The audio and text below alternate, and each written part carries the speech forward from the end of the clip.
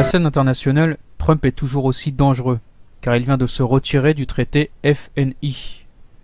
Pour rappel, ce traité, signé par Reagan et Gorbatchev en 1988, avait mis fin à la guerre froide et au risque d'une troisième guerre mondiale nucléaire.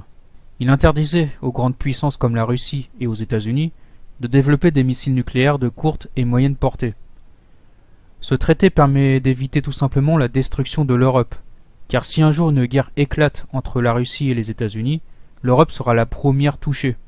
Il suffit de voir le nombre de bases de l'OTAN présentes près des frontières russes à l'Est pour s'en convaincre. Bref, en faisant ça, c'est comme si Trump déclarait la guerre à la Russie. Un diplomate russe, Andrei Belousov, a d'ailleurs déclaré que la Russie se préparait à la guerre. Il a dit, je le cite, « La Russie se prépare à la guerre, et les États-Unis se préparent à lancer une guerre. » Sinon, pourquoi les États-Unis se retireraient-ils du traité?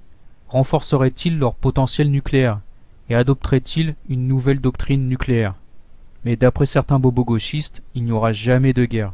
La guerre, c'est toujours chez les autres. Ils disaient la même chose lors des 2 précédentes guerres mondiales. On a vu le résultat.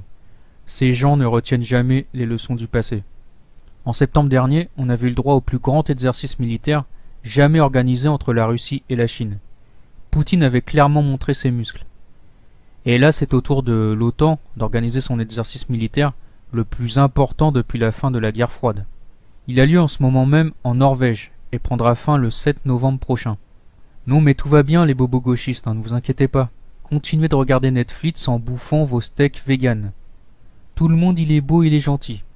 Et puis si tout ce que je viens de dire ne vous suffit pas, sachez que les États-Unis viennent aussi de livrer le plus gros lot de munitions du 21e siècle.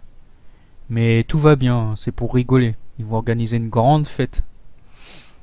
Avec des pétards et tout, ça va être marrant. Le grand héros Trump continue de soutenir Daesh en Syrie. Du coup, Poutine a menacé de s'emparer d'Idlib, en éradiquant au passage tous les terroristes. Donc tous les mercenaires financés par les États-Unis. De son côté, Israël se vante d'avoir attaqué plusieurs fois la Syrie depuis que l'avion russe ait été abattu.